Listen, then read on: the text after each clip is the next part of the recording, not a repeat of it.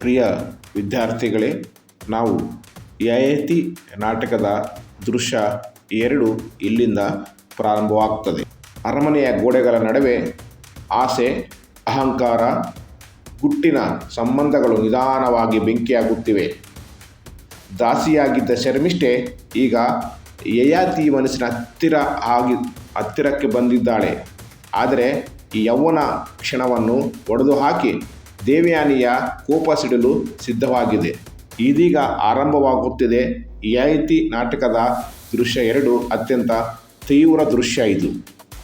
ಪ್ರಿಯ ವಿದ್ಯಾರ್ಥಿಗಳೇ, ಗಿರೀಶ್ ಕಾರ್ನಾಡ್ರ ಯಯಾತಿ ನಾಟಕದ ದೃಶ್ಯ 2 ನಾವು ಇಲ್ಲಿಂದ ತಿಳಿದುಕೊಳ್ಳೋಣ. ಎಲ್ಲರೂ ಗಮನವಿಟ್ಟು ಕಡೆಗಂಟ ಈ ವಿಡಿಯೋವನ್ನು ನೋಡಿ. ಈ ಭಾಗದಲ್ಲಿ ಶರ್ಮಿಷ್ಠೆ, ಯಯಾತಿ ರಾಜರ ಮಧ್ಯೆ ಮನಸ್ತಾಪಗಳು ಮತ್ತು ನಾಟಕೀಯವಾಗಿ ನಡೀತದೆ. ಸಂಬಂಧಗಳ ಒಂದು ಕೋಪ, ಅಸೂಯೆ, ದುಃಖ ಈ ಎಲ್ಲ ಅಂಶಗಳು ನಮಗೆ ಅಧ್ಯಾಯ 2ರಲ್ಲಿ ಪ್ರಾರಂಭವಾಗ್ತದೆ. ಇಲ್ಲಿ ಮುಖ್ಯವಾಗಿ ನಾವು ಈ ಶರ್ಮಿಷ್ಠೆ ಮತ್ತು ಯಯಾತಿ ಅತಿಕ್ರಮಣವಾಗಿ ಮಾಡ್ತಾರೆ. ಶರ್ಮಿಷ್ಠೆ ನಿಮಗೆ ಗೊತ್ತಿದೆ, ಮುಂಚೆ ದೇವಯಾನಿಯ ದಾಸಿ. ಆ ದಾಸಿ ಆಗಿದ್ದರೂ ಈ ಒಂದು ನಾಟಕದಲ್ಲಿ ಆಕೆ ಪ್ರಮುಖ ಪಾತ್ರ ವಹಿಸ್ತಾಳೆ. ಅಷ್ಟೇ ಅಲ್ಲದೆ ಈ ಯಯಾತಿ ರಾಜೆಗೆ ಶರ್ಮಿಷ್ಠೆ ತುಂಬ ಹತ್ತಿರ ಆಗ್ತಾ ಇದ್ದಾಳೆ. ಅಂದರೆ ಹೆಂಡತಿ ಎಷ್ಟು ಯಾವ ರೀತಿ ಇರಬೇಕು, ದಾಸಿ ಅಂದರೆ ಗೊತ್ತಿರಬೇಕು, ದೂರದಿಂದ ಮಾತಾಡಬೇಕು. ಆದರೆ ಇಲ್ಲಿ ಹತ್ತಿರ ಇಟ್ಟು ಕೈ ಇಟ್ಟುಕೊಂಡು ಮಾತಾಡೋದು, ಈ ರೀತಿ ಆಗಿರುವಂಥ ಸಂಬಂಧ ಇವರಿಬ್ಬರ ಮಧ್ಯೆ ಬೆಳೀತಾ ಇದೆ. ಜೊತೆಗೆ ಈ ಶರ್ಮಿಷ್ಠೆ ಏನು ಮಾಡುತ್ತಾಳೆ, ನಾನು ಸೌಂದರ್ಯವಾಗಿದ್ದೀನಿ, ನನಗೂ ಇನ್ನು ಯೌವನವಿದೆ, ನಾನು ಚಿಕ್ಕ ಹುಡುಗಿ ಅಂತ ತನ್ನ ಅಹಂಕಾರವನ್ನು ಯಯಾತಿ ರಾಜನ ಮುಂದೆ ಆಕೆ ತನ್ನ ಸೌಂದರ್ಯವನ್ನು ಹೊಗಳ್ತಾ ಇದ್ದಾಳೆ.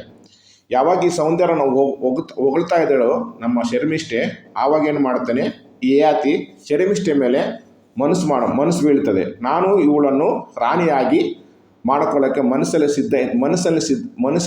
ಸಿದ್ಧತೆ ಮಾಡ್ತಿದ್ದಾನೆ. ಆ ಸಿದ್ಧತೆ ಮಾತನ್ನೇ ಶರ್ಮಿಷ್ಠೆಗೆ ಹೇಳ್ತಾಳೆ, ನೀನೇ ನನ್ನ ರಾಣಿ ಅಂತ ಹೇಳ್ತಾಳೆ. ಯಾವಾಗ ನೀನೇ ನನ್ನ ರಾಣಿ ಅಂತ ನಮ್ಮ ಶರ್ಮಿಷ್ಠೆ ಬಗ್ಗೆ ಯಯಾತಿ ಹೇಳ್ತಾನೋ ಆವಾಗ ಏನಾಗ್ತದೆ, ಶರ್ಮಿಷ್ಠೆ ಮಾತಾಡ್ತಾಳೆ, ನೋಡಿ ರಾಜ, ನೀವು ಮಾತಾಡೋದು ನಿಜ ಇರ್ಬೋದು, ನಿಮ್ಮ ಮನಸ್ಸಲ್ಲಿ ನಾನು ಇಷ್ಟ ಆಗಿರ್ಬೋದು, ಆದರೆ ನಿಮ್ಮ ರಾಣಿಯಾಗಿರುವಂತಹ ದೇವಯಾನಿ ದಾಸಿ ನಾನು ದಾಸಿಯಾಗಿದ್ದು ಅಂದರೆ ಶರ್ಮಿಷ್ಠೆ ಮತ್ತು ದೇವಯಾನಿ ಒಂದೇ ಮಂಚದ ಮೇಲೆ ನಿನ್ನ ಪಕ್ಕದಲ್ಲಿ ಮಲಗಿಕೊಳ್ಳೋದಕ್ಕೆ ನನಗಿಷ್ಟ ಇಲ್ಲ. ಅಲ್ಲಿ ನಾವಿಬ್ಬರು ಜಗಳ ಮಾಡೋಕ್ಕೆ ನನಗೆ ಮನಸ್ಸಿಲ್ಲ. ಅರ್ಥ ಆಯ್ತಾ? ದೇವಯಾನಿನೂ ತುಂಬ ಸುಂದರವಾಗಿದ್ದಾಳೆ. ಅರ್ಥ ಆಯ್ತಾ? ಇವೆಲ್ಲವೂ ನಾನು ಸಹಿಸಿಕೊಂಡು ನನಗೆ ಇಷ್ಟ ಇಲ್ಲ ಅಂತ ಶರ್ಮಿಷ್ಠೆ ಏನು ಮಾಡುತ್ತಾಳೆ, ಈ ಒಂದು ಮಾತನ್ನು ಯಯಾತಿ ರಾಜನಿಗೆ ಹೇಳ್ತಾಳೆ. ಅವರಿಬ್ಬರು ಇದೇ ರೀತಿ ಮಾತಾಡ್ಕೊಳ್ತಿದ್ದಾಗ ಯಾರು, ಯಯಾತಿ ಮತ್ತು ಶರ್ಮಿಷ್ಠೆ ದೇವಯಾನಿ ಅರಮನೆಯ ಒಳಗಡೆಗೆ ಬರ್ತಾಳೆ. ತುಂಬ ಹತ್ತಿರದಿಂದ ಮಾತಾಡ್ತಿರ್ತಾಳೆ. ಯಾವಾಗ ತುಂಬ ಹತ್ತಿರದಿಂದ ಮಾತಾಡ್ತಿದ್ದಾಗ ಸಂಬಂಧ ತುಂಬ ಮಿತಿಮೀರಿ ಹೋಗಿದೆ ಅವರಿಬ್ಬರ ಸಂಬಂಧ. ಈ ಸಂಬಂಧವನ್ನು ದೇವಯಾನಿ ನೋಡ್ತಾಳೆ. ದೇವಯಾನಿ ನೋಡಿಬಿಟ್ಟು ದೇವಯಾನಿಗೆ ತುಂಬ ಕೋಪ ಬರ್ತದೆ. ನೋಡಿ ಶರ್ಮಿಷ್ಠೆ, ನೀನು ಮಾಡ್ತಿರೋ ತಪ್ಪು. ನಿನಗೆ ಸ್ವಾತಂತ್ರ್ಯ ಬೇಕಾದರೆ ನೀನು ಎಲ್ಲಿಗೆ ಬೇಕಾದರೂ ಹೋಗಿ, ಹೆಂಗೆ ಬೇಕಾದರೂ ಬದುಕು. ಹಾಗಾದರೆ ಮೊದಲು ನೀನು ಈ ಅರಮನೆ ಬಿಟ್ಟು ಇಲ್ಲಿಂದ ಹೊರಟೋಗು, ನೀನು ಇಲ್ಲಿ ಇರಬೇಡ ಅಂತ ನಮ್ಮ ದೇವಯಾನಿ ಶರ್ಮಿಷ್ಠೆಗೆ ಹೇಳ್ತಾಳೆ. ಸೊ ಯಾಕೆ ಹೇಳ್ತಾಳೆ ಅಂದರೆ, ದೇವಯಾನಿ ಜಾಗವನ್ನು ಈಗ ಶರ್ಮಿಷ್ಠೆ ಆಕ್ರಮಿಸ್ಕೊಳ್ತಿದ್ದಾಳೆ. ಅದನ್ನು ನೋಡಿ ದೇವಯಾನಿಗೆ ಇಷ್ಟ ಆಗ್ತಿಲ್ಲ. ಅದಕ್ಕೋಸ್ಕರ ಈ ಅರಮನೆ ಬಿಟ್ಟು ನೀನು ಹೋಗಿಬಿಡು ಅಂತ ನಮ್ಮ ಶರ್ಮಿಷ್ಠೆಗೆ ದೇವಯಾನಿ ಆಜ್ಞೆ ಮಾಡ್ತಾಳೆ. ಆಜ್ಞೆ ಮಾಡಿದಾಗ ಅಲ್ಲೇ ಯಯಾತಿ ರಾಜ ಇರ್ತಾನೆ. ಆಗೋದಿಲ್ಲ, ಅವಳು ನನ್ನ ರಾಣಿ, ಅವಳು ಇಲ್ಲೇ ಇರ್ತಾಳೆ, ಇದು ನನ್ನ ಶಾಸನ, ಇದು ನನ್ನ ಮಾತು, ಇದನ್ನು ಯಾರೂ ಮೀರಕ್ಕಾಗಲ್ಲ ಅಂತ ಜೋರಾಗಿ ಪ್ರತಿಜ್ಞೆ ಮಾಡ್ತಾನೆ ನಮ್ಮ ಯಯಾತಿ ರಾಜ. ಮುಂದುವರಿತಾ ಯಯಾತಿ ಘೋಷಣೆ ಮತ್ತು ವರ್ಗ ಸಂಘರ್ಷ ಏನಾಗುತ್ತೆ, ಇಲ್ಲಿ ಜಗಳ ತುಂಬ ತಾರತರಕ್ಕೆ ಕೊಂದರೆ ಮಿತಿಮೀರಿ ಜಗಳ ಆಗ್ತದೆ. ಈ ಮಿತಿಮೀರಿ ಜಗಳ ಆದಾಗ ಯಯಾತಿ ರಾಜ ನಿರ್ಧಾರ ಒಂದು ಪ್ರಕಟಣೆ ಮಾಡ್ತಾನೆ. ನನ್ನ ನಿರ್ಧಾರ ಇದೆ, ಶರ್ಮಿಷ್ಠೆ ನನ್ನ ರಾಣಿಯಾಗಿ ನಾನು ಸ್ವೀಕರಿಸಿದ್ದೇನೆ ಅಂತ ಖಂಡಿತವಾಗಿ ಹೇಳ್ತಾನೆ. ಈ ಮಾತನ್ನು ಕೇಳಿದಂತಹ ದೇವಯಾನಿಗೆ ಹೃದಯ ಒಡೆದೋಗುತ್ತೆ, ತುಂಬಾ ಸಿಡಿಲು ಬರ್ತದೆ. ತನ್ನ ದಾಸಿಯಾಗಿದ್ದವಳು ಈಗ ಸವತಿ ಆಗ್ತಿದ್ದಾಳೆ ಅಂತ ಕಲ್ಪಿಸಿಕೊಳ್ಳೋಕ್ಕೆ ಅವಳಿಗೆ ಸಾಧ್ಯವಾಗ್ತಿಲ್ಲ. ಅಂದರೆ ನನ್ನ ಜೊತೆನೇ ನನ್ನ ಸೇವೆ ಮಾಡ್ತಿರುವಂತಹ ಶರ್ಮಿಷ್ಠೆ ಇವತ್ತು ನನ್ನ ಪಕ್ಕದಲ್ಲೇ ರಾಣಿಯಾಗಿ ನಿಂತ್ಕೊಳ್ತಿದ್ದಾಳೆ ಅನ್ನುವಂಥ ಮಾತು ಕೇಳಿಸ್ಕೊಳ್ಳೋಕ್ಕೆ ದೇವಯಾನಿಗೆ ಇಷ್ಟ ಆಗ್ತಿಲ್ಲ. ನಿಮಗೆ ಚಿತ್ರ ನೋಡಿಸ್ತಿದೆ, ಇಲ್ಲಿ ಚಿತ್ರ ಯಾವ ರೀತಿ ಆಗಿರುವಂಥ ಶರ್ಮಿಷ್ಠೆಯನ್ನು ವಾದ ಮಾಡ್ತಿದ್ದಾಳೆ ಅಂತ ನಮ್ಮ ಈ ಒಂದು ದೇವಯಾನಿ. ಆದರೆ ಇದೇ ಮಾತನ್ನು ನಮ್ಮ ದೇವಯಾನಿ ಯಯಾತಿ ರಾಜನಿಗೆ ಹೇಳ್ತಾನೆ, ನೀನು ರಸಿಕ ರಾಜ, ನೀನು ತುಂಬ ಮಾತು ಕಳೆದಿದೆಯಾ, ನೀನು ಕಾಮುಕ, ನಿನಗೆ ಕಾಮ ಬೇಕು ಹೊರತು ಇಲ್ಲಿ ಸಂಬಂಧಗಳ ಬಗ್ಗೆ ನಿನಗೆ ಅವಳು ದಾಸಿ ಅನ್ನೋ ಒಂದು ನಿನಗೆ ಪರಿಜ್ಞಾನ ಇಲ್ಲ, ನನ್ನ ರಾಣಿ ಅನ್ನೋದು ಗೌರವ ನಿನಗಿಲ್ಲ. ಅದನ್ನು ಬಿಟ್ಟು ನೀನು ನನ್ನ ದಾಸಿಯಾಗಿರುವಂಥ ಶರ್ಮಿಷ್ಠ ಜೊತೆ ಇವತ್ತು ರಾಣಿ ಎಂದು ಸ್ವೀಕರಿಸಿದೆಯಲ್ಲ, ನೀನು ರಸಿಕ ರಾಜ, ನೀನು ಕಾಮುಕ ರಾಜ ನೀನು ಅಂತ ವ್ಯಂಗ್ಯವಾಗಿ ಹಾಸ್ಯವಾಗಿ ಮಾತಾಡುತ್ತಲೇ ದೇವಯಾನಿ ತನ್ನ ರಾಜನಾಗಿರುವಂಥ ಯಯಾತಿಯನ್ನು. ಶರ್ಮಿಷ್ಠೆ ನಟನೆ ಮತ್ತು ಯಯಾತಿ ಪಟ್ಟು. ಇದನ್ನು ಕೇಳಿದ ಶರ್ಮಿಷ್ಠೆಗೆ ನಾನು ಯಯಾತಿಯನ್ನು ಪ್ರೀತಿಸ್ತಾ ಇಲ್ಲ, ನಾನು ಪ್ರೀತಿ ಮಾಡಿಲ್ಲ ಅಂತ ನಾಟಕ ಆಡ್ತಿದ್ದಾಳೆ. ಅದರಿಂದ ದೂರ ಹೋಗೋಕ್ಕೆ ಅಲ್ಲಿಂದ ದೂರ ಹೋಗೋಕ್ಕೆ ಪ್ರಯತ್ನ ಪಡ್ತಿದ್ದಾಳೆ. ಆದರೆ ಯಾಕೆ ಈ ರೀತಿ ಮಾಡ್ತಿದ್ದಾಳೆ ಅಂದರೆ, ದೇವಯಾನಿ ಶುಕ್ರಾಚಾರ್ಯರ ತಂದೆ. ಇದೇನಾದರೂ ಶುಕ್ರಾಚಾರ್ಯಕ್ಕೆ ಗೊತ್ತಾಗಲಿ ಅವನು ನನಗೆ ಶಾಪ ಆಗ್ತಾನೆ ಅಂತ ಭಯ ಪಡ್ತಿದ್ದಾಳೆ ಶರ್ಮಿಷ್ಠೆ. ಅದಕ್ಕೋಸ್ಕರ ಆ ರೀತಿ ಭಾವಿಸಿ ಇನ್ನೊಬ್ಬರನ್ನು ಉಳಿಸೋಕ್ಕೆ ಈ ರೀತಿ ಪ್ರಯತ್ನ ಪಡ್ತಿದ್ದಾಳೆ ಅಂತ ಶರ್ಮಿಷ್ಠೆ ಬಗ್ಗೆ ದೇವಯಾನಿ ಶರ್ಮಿಷ್ಠೆ ಬಗ್ಗೆ ನಮ್ಮ ಯಯಾತಿ ರಾಜ ಹೇಳ್ತಿದ್ದಾನೆ ಅಂತ ಇಲ್ಲಿ ಗೊತ್ತಾಗ್ತದೆ. ಅದಕ್ಕೋಸ್ಕರ ಏನು ಮಾಡ್ತಿಲ್ಲ ದೇವಯಾನಿ ತನ್ನ ಭುಜ ಇಟ್ಕೊಂಡು, ಯಾರ್ದು ಈ ನಮ್ಮ ಶರ್ಮಿಷ್ಠೆ ಭುಜ ಇಟ್ಕೊಂಡು ಅರಮನೆಯಿಂದ ಹೊರ ಹಾಕೋಕ್ಕೆ ಪ್ರಯತ್ನ ಮಾಡ್ತಾ ಇದ್ದಾಳೆ. ಭಾಗ ಮುಂದುವರಿತಾ ದೇವಯಾನಿಯ ಅಪಮಾನ ಮತ್ತು ಅಸಹಾಯಕತೆ. ಇಲ್ಲಿ ದೇವಯಾನಿ ಯಯಾತಿಯನ್ನು ಕೇಳ್ಕೊಳ್ತಾಳೆ, ಕಾಲಿಟ್ಟು ಭಿಕ್ಷೆ ಬೇಡ್ತಾಳೆ, ಸ್ವಾಮಿ ನೀವು ಬೇಕಾದ ಹೆಣ್ಣು ಮಗಳನ್ನು ಮದುವೆ ಮಾಡಿ, ನೀವು ಬೇಕಾದ ರೀತಿಯಲ್ಲಿ ಹೋಗಿ ನೀವು ಸಂಸಾರ ಮಾಡಿ ಶೃಂಗಾರ ಮಾಡಿ, ಆದರೆ ದಯವಿಟ್ಟು ಶರ್ಮಿಷ್ಠೆಯನ್ನು ಬಿಟ್ಟುಬಿಡಿ ಅಂತ ಬೇಡ್ಕೊಳ್ತಾಳೆ ನಮ್ಮ ಯಯಾತಿಯನ್ನು ಈ ದೇವಯಾನಿ. ಯಾಕಂದರೆ ನಾಳೆ ಬೆಳಗ್ಗೆ ಅಂದರೆ ಶರ್ಮಿಷ್ಠೆ ನಾಳೆ ನನ್ನನ್ನು ಅಂದರೆ ದೇವಯಾನಿಯನ್ನು ವೇಷೆಯಾಗಿ ಒಬ್ಬ ಸೂಳಿಯಾಗಿ ನಾಳೆ ನನ್ನನ್ನು ಅಪಮಾನ ಮಾಡ್ತಾಳೆ. ಈ ದೃಶ್ಯ ನೆನೆಸ್ಕೊಂಡು ಅವಳಿಗೆ ತುಂಬಾ ಬೇಜಾರಾಗ್ತದೆ ದೇವಯಾನಿಗೆ. ನಾನು ನಿನ್ನ ರಾಣಿಯಾಗಿದ್ದೆ, ನಿನ್ನ ಒಡತಿಯಾಗಿದ್ದೆ, ಇವತ್ತು ಅದೇ ಸ್ಥಾನದಲ್ಲಿ ಇವತ್ತು ನನ್ನ ದಾಸಿಯಾಗಿರುವಂತಹ ಶರ್ಮಿಷ್ಠೆ ಬರ್ತಿದ್ದಾಳೆ, ನನ್ನ ಸ್ಥಾನವನ್ನು ಅವಳು ಕಿತ್ಕೊಳ್ತಿದ್ದಾಳೆ. ಇದಕ್ಕೆ ಈ ಎಲ್ಲ ದೃಶ್ಯಗಳು ದೇವಯಾನಿಗೆ ಭಯವಾಗ್ತಾ ಇದೆ. ಇಲ್ಲಿ ನಿಜವಾದ ಅಧಿಕಾರ ಮತ್ತು ಪ್ರೇಮದ ಮಧ್ಯೆ ಇಲ್ಲಿ ನಡೀತಾ ಇಲ್ಲ. ಇಲ್ಲಿ ಅಧಿಕಾರ ಮತ್ತು ನಾನು ಅಂದರೆ ಶರ್ಮಿಷ್ಠೆ ಇಲ್ಲಿ ಶ್ರೇಷ್ಠನ ಮತ್ತು ದೇವಯಾನಿ ಶ್ರೇಷ್ಠನ ಅಂತ ಅವರಿಬ್ಬರ ಮಧ್ಯೆ ಇಲ್ಲಿ ಜಗಳ ಆಗ್ತಾ ಇದೆ. ಅದಕ್ಕೋಸ್ಕರ ನೀನು ದಯವಿಟ್ಟು ಏನು ಮಾಡಿ ನನ್ನ ರಾಣಿತ್ವ ಅಂದರೆ ನಾನು ರಾಣಿ ಆಗಿರೋ ಸ್ಥಾನವನ್ನು ಇವತ್ತು ಶರ್ಮಿಷ್ಠೆ ಅದನ್ನು ಕಿತ್ಕೊಳ್ತಿದ್ದಾಳೆ. ಅದನ್ನು ನೋಡಿ ಇವತ್ತೇನಾಗ್ತಾ ಇದೆ, ನನಗೆ ಭಯವಾಗ್ತಿದೆ. ಯಾವುದೋ ಒಂದು ಸೂಕ್ಷ್ಮವಾಗಿರುವಂಥ ತನ್ನ ಸೌಂದರ್ಯದ ಬಗ್ಗೆ ನಿಮಗೆ ಆಕೆ ಹೊಗಳಿದ್ದಾಳೆ ನಿನ್ನನ್ನು. ಆ ಹೊಗಳ ಮಾತಿಗೆ ಇವತ್ತು ನೀವು ಬಿದ್ದೋಗಿದ್ದೀರಾ ಯಯಾತಿ ಮಹಾರಾಜರೇ, ದಯವಿಟ್ಟು ಅವರನ್ನು ನೀವು ಬಿಟ್ಟುಬಿಡಿ, ಬೇರೆ ಯಾವ ಹೆಣ್ಣುಮಗಳು ಬೇಕಾದರೂ ಮದುವೆ ಆಗಿ ಅಂತ ಬೇಳ್ಕೊಳ್ತಾಳೆ. ಆದರೆ ಇಲ್ಲಿ ವಿಧಿಯಾಟನೆಯಲ್ಲಿ ಬೇರೆ ಇದೆ. ಅದಕ್ಕೋಸ್ಕರ ದೇವಯಾನಿ ದುರಂತ ನನ್ನನ್ನು ಬಾವಿಯಿಂದ ಮೇಲೆ ತೆಗೆದು ನೀನೇ ನನ್ನ ಪ್ರೀತಿ, ನೀನೇ ನನ್ನ ಹೆಂಡತಿ ಅಂತ ಸ್ವೀಕರಿಸಿದಂತಹ ರಾಜ ಇವತ್ತು ದಾಸಿಯಾಗಿರುವಂಥ ಶರ್ಮಿಷ್ಠೆ ಇವತ್ತು ರಾಣಿಯನ್ನು ಮಾಡಿ ನನ್ನನ್ನು ಮೂಳೆಗುಂಪು ಮಾಡುತ್ತಿದ್ದಾಳೆ. ಅಂದರೆ ದೇವಯಾನಿಯನ್ನು ಮೂಳೆಗುಂಪು ಮಾಡ್ತಿದ್ದಾನಲ್ಲ ಅಂತ ದೇವಯಾನಿಯ ಮನಸ್ಸು ತುಂಬ ದುಃಖಕ್ಕೆ ಈಡಾಗ್ತದೆ. ಮುಂದಿನ ಭಾಗವಾಗಿ ನಾವು ನೋಡಿದಾಗ ಇಲ್ಲಿ ದೇವಯಾನಿ ಮತ್ತು ಶರ್ಮಿಷ್ಠೆ ಮತ್ತು ಯಯಾತಿ ರಾಜನ ಒಂದು ಕಠಿಣ ನಿರ್ಧಾರ ನಮಗೆ ಇಲ್ಲಿ ಗೊತ್ತಾಗುತ್ತೆ. ಯಯಾತಿ ಹಠ ಮಾಡ್ತಾನೆ, ಯಾರ ಜೊತೆ? ಶರ್ಮಿಷ್ಠೆ ಜೊತೆ. ನೋಡಿ ಶರ್ಮಿಷ್ಠೆಗೆ ಭಯವಾಗ್ತಾ ಇದೆ. ನಾನು ಶುಕ್ರಾಚಾರ್ಯಗೆ ಭಯ ಪಡ್ತಾ ಇದ್ದೀನಿ. ಶುಕ್ರಾಚಾರ್ಯರು ಏನಾದರೂ ಈ ವಿಷಯ ಗೊತ್ತಾದರೆ ಅವನು ನನಗೆ ಶಾಪ ಕೊಡ್ತಾನೆ ಅಂತ ಶರ್ಮಿಷ್ಠೆ ಆ ಭಯದಿಂದ ಹಿಂದೆ ಹೋಗ್ತಿದ್ದಾಳೆ. ಈ ಒಂದು ವಿಷಯ ನಮ್ಮ ಯಯಾತಿ ರಾಜಗೆ ಗೊತ್ತಾಗ್ತದೆ. ನೋಡಿ ಶರ್ಮಿಷ್ಠೆಯದ್ದು ಆತ್ಮ ಬಲಿದಾನ ನಾಟಕ, ಅವಳು ನಾಟಕ ಆಡಿದಳಷ್ಟೇ ಯಯಾತಿ ಯಾರು? ನಮ್ಮ ಈ ದೇವಯಾನಿ. ಅದಕ್ಕೋಸ್ಕರ ನೀವು ಯಾವುದೇ ರೀತಿಯಲ್ಲಿ ಭಯಪಡಬೇಕಾಗಿಲ್ಲ. ಮುಖ್ಯವಾಗಿ ಬೇಕಾಗಿರೋದು ತಾರುಣ್ಯ ಯೌವನ, ಅದನ್ನು ಅನುಭವಿಸೋಕ್ಕೆ ಇವತ್ತು ಅದೊಂದು ಉತ್ತಮ ಗಳಿಗೆ ಬಂದಿದೆ. ಇದು ಸತ್ಯವಾದಂತಹ ಒಂದು ಮಾತು. ಇದನ್ನು ನೀನು ಕೇಳಿಸ್ಕೊ ಅಂತ ತನ್ನ ವಾದವನ್ನು ಸಮರ್ಥನೆ ಮಾಡಿಕೊಳ್ತಾನೆ ನಮ್ಮ ಶರ್ಮಿಷ್ಠೆ ಮುಂದೆ ಯಯಾತಿ ರಾಜ. ಅದಕ್ಕೋಸ್ಕರ ಇವತ್ತು ಈ ತೀಕ್ಷ್ಣವಾದ ಮಾತುಗಳನ್ನು ತನ್ನನ್ನು ಸೋಲ್ತಿದ್ದಾಳೆ. ಅಂದರೆ ತುಂಬ ಸೂಕ್ಷ್ಮವಾಗಿ, ತುಂಬ ಮನಸ್ಸಿಗೆ ಹತ್ತಿರವಾದ ರೀತಿ ತಮ್ಮ ಶರ್ಮಿಷ್ಠೆ ಮಾತಾಡಿ ಯಯಾತಿಯನ್ನು ತನ್ನ ಮನಸ್ಸಿನೊಳಗೆ ತನ್ನ ಬುಟ್ಟಿಗೆ ಹಾಕ್ಕೊಂಡಿದ್ದಾಳೆ ಅಂತ ಇಲ್ಲಿ ಗೊತ್ತಾಗ್ತದೆ. ಅದಕ್ಕೋಸ್ಕರ ಆ ಮಾತುಗಳು ಯಾವಾಗ ಶರ್ಮಿಷ್ಠೆ ಮಾತುಗಳನ್ನು ಕೇಳಿಸ್ಕೊಂಡು ಯಯಾತಿ ರಾಜ ಆ ಮಾತುಗಳಿಗೆ ಮರಳಾಗಿ ಈ ತಮ್ಮ ಹೆಂಡತಿಯಾಗಿರುವಂತಹ ರಾಣಿಯನ್ನು ಮರೆತು ಬಿಟ್ಟು ಈಗ ತನ್ನ ದಾಸಿಯಾಗಿರುವಂತಹ ಶರ್ಮಿಷ್ಠೆಯನ್ನು ಅವಳನ್ನು ಗೆಲ್ಲಿದ್ರೆ ನಾನು ನಿಜವಾದಂಥ ಪುರುಷ, ಅವಳನ್ನು ಮದುವೆ ಆದರೆ ನಾನು ರಾಜ ಅಂತ ತೀರ್ಮಾನಕ್ಕೆ ಬಂದಿದ್ದಾನೆ ಯಯಾತಿ ಮಹಾರಾಜ. ದೇವಯಾನಿಯ ಆಕ್ರೋಶ ಮತ್ತು ಮಂಗಲದ ವಿಸರ್ಜನೆ. ತುಂಬ ಪ್ರಯತ್ನಪಟ್ಟು ಮಾತಾಡ್ತಿದ್ದಾಳೆ ದೇವಯಾನಿ. ಯಾರನ್ನು? ನಮ್ಮ ಯಯಾತಿ ರಾಜನು. ನೋಡಿ ರಾಜರೇ, ಅವಳನ್ನು ಬಿಟ್ಟು ನೀವು ಯಾರನ್ನು ಬೇಕಾದರೂ ಮದುವೆ ಆಗಿ, ಅವಳು ದಾಸಿಯಾಗಿ ಅವಳೊಬ್ಬರೇ ಅರಮನೆಯಲ್ಲಿ ನಾನು ತಿರುಗಾಡೋಕ್ಕೆ ನನಗಿಷ್ಟ ಇಲ್ಲ. ಅದಕ್ಕೋಸ್ಕರ ಈಗೇನು ನಿಮ್ಮ ಮಗನಾಗಿರುವಂಥ ಪುರು ಮಹಾರಾಜ ಅರಮನೆಗೆ ಆಗಮನ ಮಾಡ್ತಿದ್ದಾನೆ.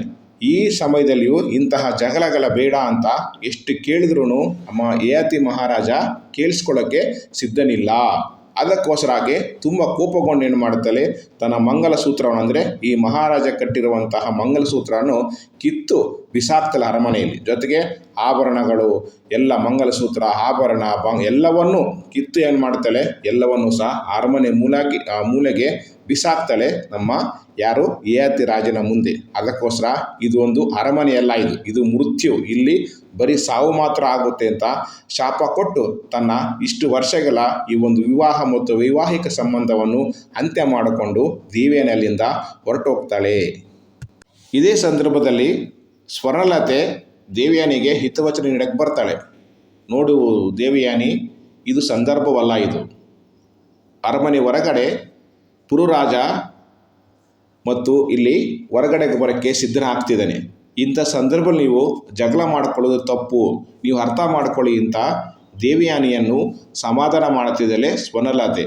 ಆದರೆ ದೇವಯಾನಿ ಮಾತಾಡ್ತಾ, ನೋಡು ಸ್ವರ್ಣಲತೆ, ನನ್ನ ಪ್ರೀತಿ ಇವತ್ತು ದಾರಿಗೆ ಬಿದ್ದಿದೆ, ನನ್ನ ಮೇಲಿನ ಅವನಿಗೆ ಇಷ್ಟ ಇಲ್ಲ, ನನ್ನ ಪ್ರೀತಿಗೆ ಬೆಲೆ ಇಲ್ಲ, ಆ ರೀತಿ ನನ್ನ ಪ್ರೀತಿಗೆ ಬೆಲೆ ಕೊಟ್ಟಿಲ್ಲ ಅಂದರೆ ಸೊಸೆ ಬಂದರೆ ನನಗೇನು, ನನ್ನ ಮಗ ಬಂದರೆ ನನಗೇನು ಬೇಕಾಗುತ್ತೆ, ನಾನೇ ಇಲ್ದಿದ್ದಾಗ ಈ ಅರಮನೆಗೆ ಯಾರು ಬಂದರೆ ಏನು ಅಂತ ಏನು ಮಾಡ್ತಾಳೆ ನಮ್ಮ ಸ್ವರ್ಣಲತೆಗೆ ಈ ಒಂದು ಯಯಾತಿ ಬುದ್ಧಿಯನ್ನು ಹೇಳ್ತಾಳೆ. ಅದಕ್ಕೋಸ್ಕರ ಸ್ವರ್ಣಲೆ ದಾಸಿ ಎಂದು ಹಂಗಿಸುವ ಮೂಲಕ ದೇವಯಾನಿ ತನ್ನ ಅಹಂಕಾರ ಮತ್ತು ನೋವನ್ನು ಏಕಕಾಲಕ್ಕೆ ಪ್ರದರ್ಶಿಸುತ್ತಾಳೆ. ನೀನು ದಾಸಿಯಷ್ಟೇ ಮಾತಾಡು ಅಂತ ತನ್ನ ಕೋಪವನ್ನು ಇಲ್ಲಿ ಸ್ವರ್ಣಲತೆ ಮುಂದೆ ಮಾತಾಡ್ತಾಳೆ.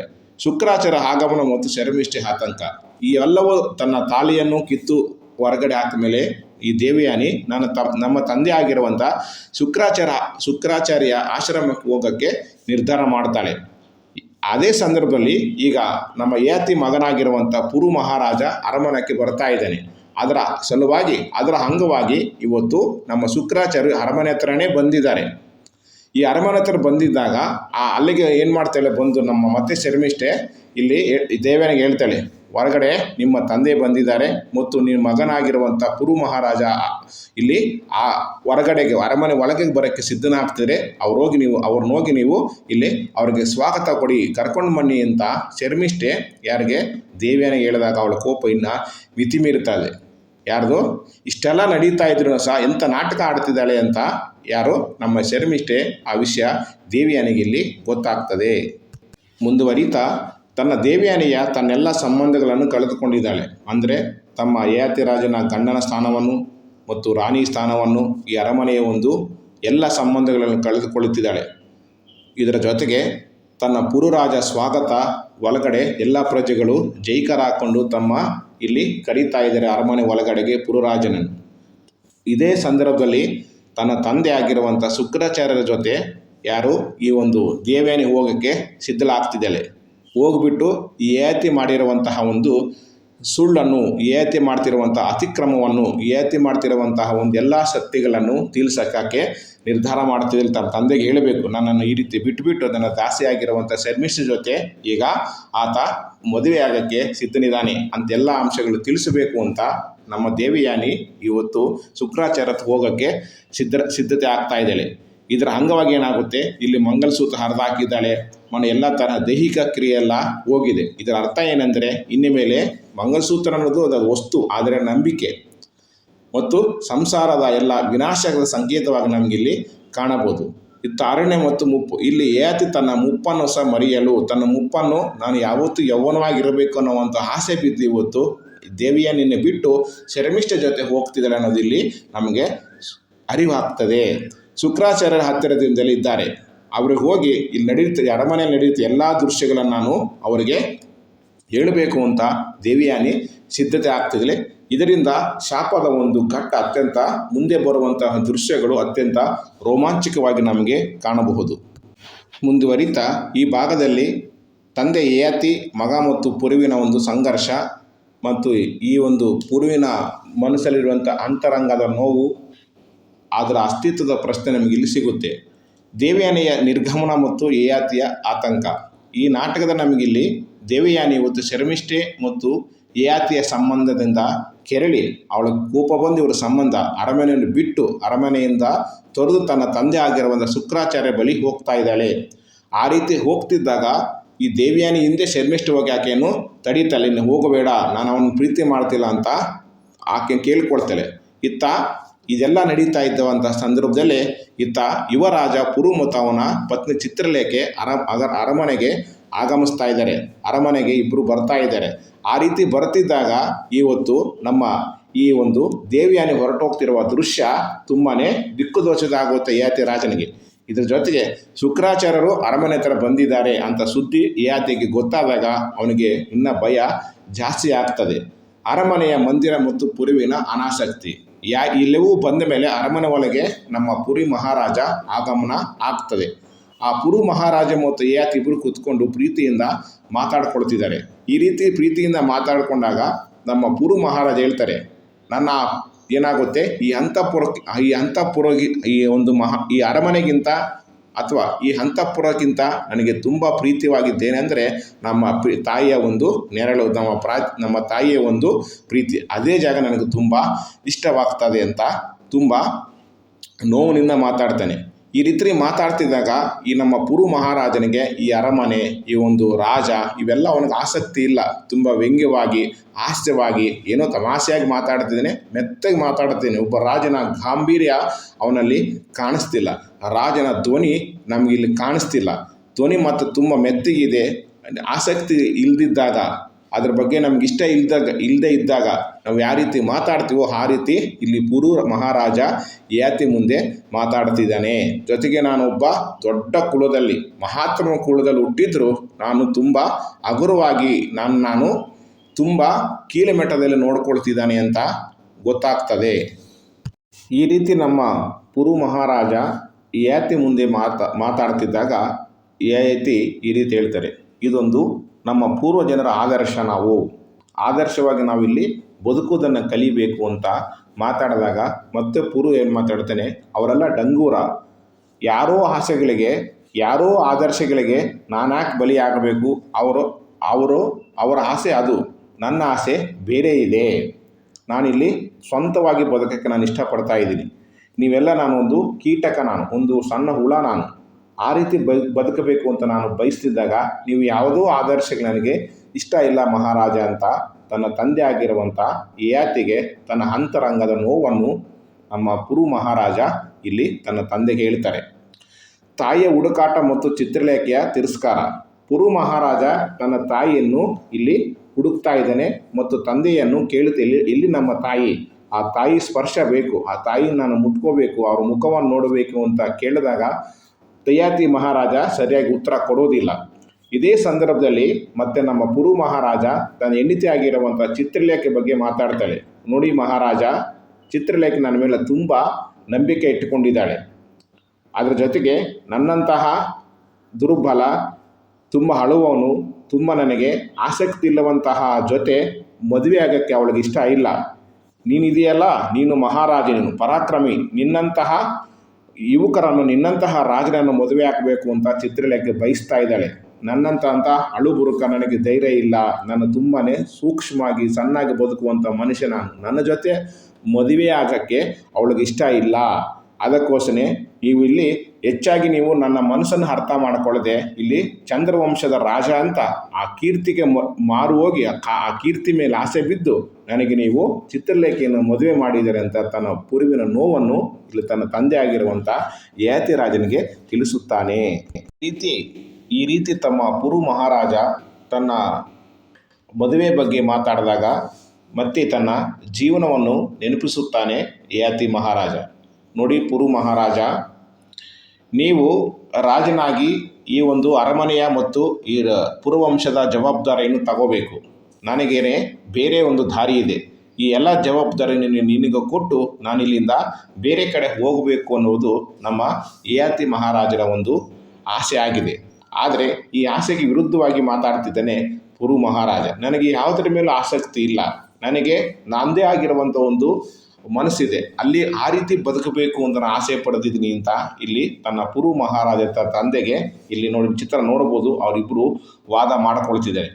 ಈ ರೀತಿ ಅವರು ಮಾತಾಡ್ಕೊಳ್ತಿದ್ದಾಗ ಮತ್ತೆ ಪುರು ಮಹಾರಾಜ ತನ್ನ ಹೆಂಡತಿ ಆಗಿರೋ ಚಿತ್ರಲೇಖನ ಇಲ್ಲಿಗೆ ಕರಿತೀನಿ, ಇಲ್ಲೇ ಮಾತಾಡಬೇಕು ಅಂತ ಹೇಳಿದಾಗ ಇದು ಯಯಾತಿ ರಾಜ ಒಪ್ಪಲ್ಲ. ಇದು ಸರಿಯಾದ ಸಮಯ ಅಲ್ಲ, ಇದು ಸರಿಯಾದ ಸ್ಥಳವಲ್ಲ, ಇಲ್ಲಿಗೆ ಬೇಡ ಅಂತ ಹೇಳಿದಾಗ ಪುರು ಮಹಾರಾಜ ಹಠ ಬಿದ್ದು ಅಲ್ಲಿಗೆ ಏನು ಮಾಡ್ತಾನೆ, ತನ್ನ ಹೆಂಡತಿ ಆಗಿರೋ ಚಿತ್ರಲೇಖೆಯನ್ನು ಆ ಅರಮನೆ ಒಳಗಡೆಗೆ ಇಲ್ಲಿ ಕರೀತಾನೆ. ಆ ಕರೆದ ಮೇಲೆ ಅಲ್ಲಿ ಮುಂದೆ ನಡೆಯುವ ದೃಶ್ಯಗಳು ತುಂಬಾ ರೋಚಕವಾಗಿದೆ. ಅದ್ರ ಜೊತೆಗೆ ಆದರ್ಶ, ಇಲ್ಲಿ ಪುರು ಮಹಾರಾಜ ಏನು ಮಾಡ್ತಾರೆ, ಯಾರೋ ಜನ್ರೇಷನ್ ಗ್ಯಾಪ್ ಬಂದಿದೆ. ಇಲ್ಲಿ ಯಾರೋ ಏನೋ ಆದರ್ಶಗಳಿಟ್ಕೊಂಡು ಬದುಕೋದಕ್ಕೆ ನನಗೆ ಆಸೆ ಇಲ್ಲ. ನನಗೆ ನನ್ನದೇ ಆಗಿರುವಂಥ ಒಂದು ಮನಸ್ಸಿದೆ. ಒಂದು ಆಧುನಿಕವಾಗಿ ಯುವಕರು ಯಾವ ರೀತಿ ಯೋಚನೆ ಮಾಡ್ತಿರೋ, ತಂದೆ ಮಾಡಿದ್ದೆ ನಾನು ಯಾಕೆ ಮಾಡಬೇಕು, ತಂದೆ ರಾಜರಾಗಿದ್ದರೆ ನಾನು ಬೇರೆ ಕೆಲಸ ಮಾಡ್ತೀನಿ ಅಂತ ಈ ರೀತಿ ಯೋಚನೆ ಮಾಡ್ತಿದ್ದಾರೆ ನಮ್ಮ ಪುರು ಮತ್ತು ಮಹಾರಾಜ. ತಂದೆ ಮಾತ್ರ ತಾನು ಎಲ್ಲವನ್ನೂ ಕೊಟ್ಟುಬಿಟ್ಟು ರಾಜನಿಗೆ ನಾನು ಒಬ್ಬ ಇಲ್ಲಿ ಏನೋ ತಾನು ಹೊಸದನ್ನು ಸಾಧನೆ ಮಾಡಬೇಕು, ನಾನು ಇಲ್ಲಿ ಯೌವನವಾಗಿ ಬದುಕಬೇಕು ಅಂತ ಆಸೆ ಪಡಬೇಕು ಅನ್ನೋಂಥ ದೃಶ್ಯಗಳು ನಮಗೆ ಇಲ್ಲಿ ಕಾಣಿಸುತ್ತೆ. ಮುಂದುವರಿತಾ ಈ ಪುರುವಿನ ಜನ್ಮ ರಹಸ್ಯದ ಸ್ಫೋಟಕ ಸುದ್ದಿ ಯಯಾತಿ ಮಹಾರಾಜ ತನ್ನ ಮಗನಾಗಿರುವಂಥ ಪುರುಗೆ ಹೇಳ್ತಾನೆ. ಪುರು ತನ್ನ ತಾಯಿ ಬಗ್ಗೆ ಪದೇ ಪದೇ ಕೇಳ್ತಿದ್ದಾಗ ಯಯಾತಿ ಒಂದು ಉತ್ತರ ಕೊಡ್ತಾನೆ. ನೋಡಿ ಪುರು ಮಹಾರಾಜರೇ, ನಾನು ಬೇರೆ ಕಡೆಗೆ ಯುದ್ಧಕ್ಕೆ ಹೋದಾಗ ಅಲ್ಲೆಬ್ಬ ಸುಂದರವಾಗಿರುವಂಥ ಹುಡುಗಿಯನ್ನು ನೋಡಿ ಮದುವೆಯಾಗಿ ಅವಳ ಜೊತೆ ಸಂಸಾರ ಮಾಡಿದೆ. ಜೊತೆಗೆ ಸಂಸಾರ ಮಾಡಿದಾಗ ನೀನು ಅವಳಿಗೆ ಹುಟ್ಟಿದೆ. ನಿಜವಾದಂತಹ ಸತ್ಯ ಏನಂದರೆ ಅವಳು ರಾಜರ ಕುಟುಂಬದ ರಾಣಿ ಆಗಿರಲಿಲ್ಲ. ಅವಳು ರಾಕ್ಷಸ ಕುಲದವಳು. ರಾಕ್ಷಸರಿಗೆ ಹುಟ್ಟಿದಂತಹ ಮಗಳು ನಿಮ್ಮ ತಾಯಿ ಎಂಬ ಸತ್ಯವನ್ನು ಒಪ್ಪಿಕೊಳ್ಳುತ್ತಾನೆ ನಮ್ಮ ಪುರರಾಜರ ಮುಂದೆ ಯಯಾತಿ ರಾಜ. ಈ ಮಾತು ಕೇಳಿದ ತಕ್ಷಣವೇ ಪುರುಗೆ ತನಗೆ ಜೋರಾಗಿ ಅಪಹಾಸ್ಯವಾಗಿ ನಗ್ತಾನೆ. ಇಷ್ಟು ದಿನ ನಾನು ನನ್ನ ಒಂದು ಮನಸ್ಥಿತಿಯನ್ನು ಮರೆತುಬಿಟ್ಟು ನಾನು ಬದುಕಿದನಲ್ಲ, ಇಷ್ಟು ಸುಳ್ಳು ಹೇಳ್ಕೊಂಡು ನಾನು ಬದುಕಿದ್ದೀನಿ, ನಿಜವಾಗಲೂ ಸತ್ಯವೆಲ್ಲ ಮುಚ್ಚಿಟ್ಟಿದ್ದೀರಾ ಎಂದು ತಂದೆ ಮೇಲೆ ತುಂಬಾ ಕೋಪಿಸಿಕೊಳ್ತಾನೆ ನಮ್ಮ ಈ ಒಂದು ಪುರು ಮಹಾರಾಜ. ತನ್ನ ಬಾಲ್ಯವೆಲ್ಲ, ನನ್ನ ಚಿಕ್ಕ ವಯಸ್ಸಿನ ಎಲ್ಲ ಆಸೆಗಳು ಸುಳ್ಳಿನ ನೆರಳಲ್ಲಿ ಸುಳ್ಳು ಹೇಳ್ಕೊಂಡು ಬದುಕಿದ್ದೀನಿ ಅಂತ ಅಲ್ಲಿ ಅರ್ಥವಾಗ್ತದೆ. ಈ ರೀತಿ ಇಬ್ಬರ ಮಧ್ಯೆ ವಾದ ನಡೀತಾ ಇದ್ದಾಗ ಇಲ್ಲಿ ಆಕಸ್ಮಿಕವಾಗಿ ಏನು ಮಾಡ್ತಾಳೆ, ನಮ್ಮ ಶರ್ಮಿಷ್ಠೆ ಓಡಿ ಬರ್ತಾಳೆ. ಮಹಾರಾಜರೇ, ದೊಡ್ಡ ಒಂದು ಆಘಾತ ನಡೆದೋಗಿದೆ. ಏನೆಂದರೆ ಈ ಅರಮನೆ ಎಲ್ಲ ದೃಶ್ಯಗಳನ್ನು ನಿಮ್ಮ ರಾಣಿಯಾಗಿರುವಂಥ ದೇವಿಯಾನೆ ತಮ್ಮ ತಂದೆಗೆ ಎಲ್ಲವನ್ನು ತಿಳಿಸಿಬಿಟ್ಟಿದ್ದಾಳೆ. ಇದನ್ನು ಕೇಳಿದ ಶುಕ್ರಾಚಾರ್ಯರು ನಿಮಗೆ ಶಾಪ ಕೊಟ್ಟಿದ್ದಾರೆ. ಏನು ಆ ಶಾಪ ಅಂದರೆ, ಇಂದು ರಾತ್ರಿ ನಿಮಗೆ ಮುಪ್ಪು ಬರ್ತದೆ, ಇದೇ ರಾತ್ರಿ ನೀವು ಮುದುಕರಾಗೋಗ್ತೀರಾ ಅಂತ ಶಾಪ ನಿಮಗೆ ಕೊಟ್ಟಿದ್ದಾರೆ. ದಯವಿಟ್ಟು ನೀವು ಓಡೋಗಿ, ಇನ್ನು ಇಲ್ಲಿ ಶುಕ್ರಾಚಾರ್ಯ ಹೋಗ್ತಾ ಇದ್ದಾರೆ, ಅವ್ರಿಗೆ ಕಾಲಿಗೆ ಬಿದ್ದು ಈ ಶಾಪದಿಂದ ನೀವು ಹೊರಗಡೆ ಯಾವ ರೀತಿ ಬರಬೇಕು ಅಂತ ಕೇಳ್ಕೊಳ್ಳಿ, ಶಾಪ ವಿಮೋಚನೆ ಅವರ ಹತ್ರ ತೆಗೆದುಕೊಳ್ಳಿ ಅಂತ ಬೇಡಿಕೊಳ್ಳುತ್ತಾಳೆ ಶರ್ಮಿಷ್ಠೆ. ಯಾರನ್ನು? ಯಯಾತಿ ಮಹಾರಾಜನ್ನು. ಈ ಮಾತು ಕೇಳಿದ ತಕ್ಷಣ ಯಯಾತಿಗೆ ತುಂಬಾ ನೋವಾಗ್ತದೆ, ದಗ್ಗು ಬಡಿತದೆ. ತಾನೇನೂ ಮಾಡೋಕ್ಕಾಗದೆ ತನ್ನ ತಾರುಣ್ಯವನ್ನು ಇವಾಗ ಕಳೆದುಕೊಳ್ಬೇಕು. ಯೌವನವನ್ನು ಸಂಜೆಗೆ ಕಳೆದುಕೊಳ್ಬಿಡ್ತೀನಿ, ಸಂಜೆ ನಾನು ಮುದುಕನಾಗಿ ಹೋಗ್ತೀನಿ, ಈಗ ಯುವಕನಾಗಿದ್ದೆ ಸಂಜೆಗೆ ನಾನು ಮುದುಕನಾಗಿ ಹೋಗ್ತೀನಿ ಅಂತ ಗೊತ್ತಾದ ಮೇಲೆ ಯಯಾತಿಗೆ ತುಂಬಾ ನೋವಾಗ್ತದೆ. ಈ ಭೀತಿಯಲ್ಲಿ ಏನು ಮಾಡ್ತಾನೆ, ನಾನು ಹೋದರೆ ಖಂಡಿತ ಇದು ನಡೆಯಲ್ಲ ಅಂತ ಏನು ಮಾಡ್ತಾನೆ, ತನ್ನ ಮಗನಾಗಿರುವಂಥ ಪೂರ್ವರಾಜರನ್ನು ಶುಕ್ರಾಚಾರ್ಯರ ಹತ್ರ ಕಲಿಸ್ಕೊಡುತ್ತಾನೆ. ದೃಶ್ಯ 2 ಕೊನೆಯ ಒಂದು ನಾಟಕೀಯ ಚಿತ್ರಕ್ಕೆ ವೇದಿಕೆಯಾಗಿದೆ. ಯಯಾತಿ ಭೀತಿ ಮತ್ತು ತಾರುಣ್ಯದ ಹಂಬಲ. ಪುರು ಹೋದ ನಂತರ ಯಯಾತಿ ಮತಿಭ್ರಮೆಯಾಗ್ತದೆ.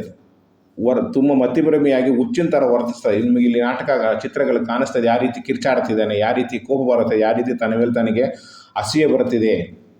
ನನಗೆ ಈ ಮುಪ್ಪಿಗಿಂತ ಮರಣನೇ ತುಂಬ ಚೆನ್ನಾಗಿತ್ತು. ಯಾವುದೇ ಕಾರಣಕ್ಕೆ ನಾನು ಇವತ್ತು ಯೌವನವನ್ನು ಕಳ್ಕೊಳ್ಳೋಕ್ಕೆ ಸಿದ್ಧನಿಲ್ಲ ಅವನಿಗೆ. ಅದಕ್ಕೋಸ್ಕರ ನನಗೆ ಮುಪ್ಪು ಅಂದರೆ ನನಗೆ ಇಷ್ಟ ಇಲ್ಲ. ನನ್ನ ಒಂದು ಇಲ್ಲಿ ಕಾಮಕ್ರೋಧವನ್ನು, ಈ ರಾಜನ ಒಂದು ಗಂಭೀರವನ್ನು ನಾನು ಶಾಶ್ವತವಾಗಿ ನನಗೆ ಬದುಕಬೇಕು ಅನ್ನೋ ಒಂದು ಆಸೆ ಯಯಾತಿಗಿದೆ. ಇದನ್ನು ಕೇಳಿಕೊಂಡ ಶರ್ಮಿಷ್ಠೆ ಬುದ್ಧಿಮಾತು ಹೇಳಕ್ಕೆ ಹೋಗ್ತಾಳೆ. ಈ ಮುಪ್ಪು ಅನ್ನೋದು ಯಾರಿಗೂ ತಪ್ಪಿದ್ದಲ್ಲ. ಇವತ್ತು ನಾಳೆ ಖಂಡಿತವಾಗಿ ಇದು ಮುಪ್ಪು ಬಂದೇ ಬರ್ತದೆ. ಇವೆಲ್ಲವನ್ನು ನಾವು ಇಲ್ಲಿ ಬಿಟ್ಟುಬಿಟ್ಟು ನಾವು ವಾನಪ್ರಸ್ಥವನ್ನು ಅಂದರೆ ಈ ಒಂದು ವೃದ್ಧಾಪ್ಯ ಜೀವನವನ್ನು ನಾವು ಎಲ್ಲೋ ಕಾಡಿಗೆ ಹೋಗಿ ಅಲ್ಲಿ ನಾವು ಅದನ್ನು ಬದುಕೋಣ ಅಂತ ಶರ್ಮಿಷ್ಠೆ ಏತಿಗೆ ಹೇಳಿದಾಗ ಏತಿ ಶರ್ಮಿಷ್ಠೆ ಮೇಲೆ ಕೋಪ ಮಾಡ್ಕೊಳ್ತಾಳೆ. ನೀನು ಸುಮ್ಮಕಿರು, ನಿನಗೇನು ಗೊತ್ತು, ಇಲ್ಲೇನಾಗ್ತದೆ ಗೊತ್ತಾ, ತಾರುಣ್ಯವೇ ನನಗೆ ಬೇಕು, ಪ್ರಜೆಗಳು ರಾಣಿಯರು ಮತ್ತು ಭೋಗವಿಲ್ಲದ ಜೀವನವನ್ನು ಅವನು ಕಲ್ಪಿಸಿಕೊಳ್ಳಲು ಸಾಧ್ಯವಿಲ್ಲ. ನನಗೆ ಪ್ರಜೆಗಳೇ ಬೇಕು, ನನಗೆ ರಾಣಿಯರು ಬೇಕು ಮತ್ತು ನನಗೆ ಯವನ ಬೇಕು, ಇದು ಇಲ್ಲದೆ ನನಗೆ ಬದುಕೋಕ್ಕಾಗಲ್ಲ, ನಿನಗೇನು ಗೊತ್ತು, ನೀನು ಸುಮ್ಕಿರು ಅಂತ ತನ್ನ ಶರ್ಮಿಷ್ಠೆ ಮೇಲೆ ಕೋಪ ಮಾಡ್ಕೊಳ್ತಾನೆ ನಮ್ಮ ಯಯಾತಿ ಮಹಾರಾಜ. ಅಷ್ಟೇ ಇಲ್ಲದೆ ಇವನಿಗೆ ಇಲ್ಲಿ ಗೊತ್ತಾಗೋಗುತ್ತೆ ತಮ್ಮ ಶರ್ಮಿಷ್ಠೆಗೆ ಇವನು ಎಷ್ಟು ಕಾಮಕನಾಗಿದ್ದಾನೆ, ಇವನಿಗೆ ಎಷ್ಟು ಸ್ವಾರ್ಥ ಇದೆ. ಈ ಸ್ವಾರ್ಥ ಬುದ್ಧಿ ಮತ್ತು ಕಾಮದ ಒಂದು ದೃಶ್ಯಗಳು ಇಲ್ಲಿ ಯಯಾತಿಯ ಒಂದು ನಗ್ನದ ದೃಶ್ಯ ಇಲ್ಲಿ ನಮಗೆ ಅರ್ಥವಾಗ್ತದೆ. ಇದರ ಜೊತೆಗೆ ಪುರುವಿನ ಮೇಲೆ ಅವನಿಗೆ ನಂಬಿಕೆ ಇಲ್ಲ. ಈಗ ಪುರು ಮಹಾರಾಜನನ್ನು ಎಲ್ಲಿ ಕಲಿಸಿದ್ದಾರೆ, ಈ ಒಂದು ನಮ್ಮ ಶುಕ್ರಾಚಾರ್ಯ ಹತ್ರ ಕಲಿಸಿದರೆ ಶಾಪ ವಿಮೋಚನೆಗೆ. ಆ ಶಾಪವನ್ನು ಏನಾದರೂ ಮಾಡಿ ವಾಪಸ್ ತಗೊಳ್ಳಿ ಅಂತ ಒಂದು ವಿಚಾರ ಕಲಿಸಿದ್ದಾರೆ. ಆದರೆ ಇವನು ಕ್ಷತ್ರಿಯ ಕುಲದಲ್ಲ, ಇವನು ರಾಕ್ಷಸ ರಕ್ತ ಅವನ ಮನಸ್ಸಲ್ಲಿ ಕುದೀತಾ ಇದೆ. ಅವನು ರಾಜನಾಗಬೇಕು ಅವನಿಗೆ ಇಷ್ಟ ಇಲ್ಲ. ಇದ್ರ ಜೊತೆ ಅವನಿಗೆ ಎಲ್ಲ ಗೊತ್ತೇ, ಖಂಡಿತವಾಗ್ಲಿ ಇವಳು ನಾನು ರಾಜನಕ್ಕೆ ಇಷ್ಟ ಇಲ್ಲ, ಇವನು ಹೋಗಿ ಅವನು ಕೇಳ್ಕೊಂಡಿರಲ್ಲ, ನಮ್ಮ ಯಾರು ಶುಕ್ರಾಚಾರ್ಯನನ್ನು ನಮ್ಮ ತಂದೆಗೆ ಶಾಪ ಕೊಟ್ಟಿದ್ದೀರಾ ಅದನ್ನು ನೀವು ವಾಪಸ್ ತಗೊಳ್ಳಿ, ಅದು ಬೇಡ, ಅದನ್ನು ಈ ರೀತಿ ಮಾಡಬೇಡಿ ಅಂತ ಖಂಡಿತವಾಗಿ ಕೇಳಿರಲ್ಲ ಅಂತ ಅವನಿಗೆ ಅನುಮಾನ ಬರ್ತಿದೆ. ಯಾರಿಗೆ? ನಮ್ಮ ಯಯಾತಿ ಮಹಾರಾಜನಿಗೆ. ಆ ಶುಕ್ರಾಚಾರ್ಯರಿಂದ ವಾಪಸ್ ಬಂದಿರ್ತಾನೆ, ಅಲ್ಲಿ ತಿರುಗಿಬಿಟ್ಟು ವಾಪಸ್ ಬಂದಿರ್ತಾನೆ ಪುರು ಮಹಾರಾಜ.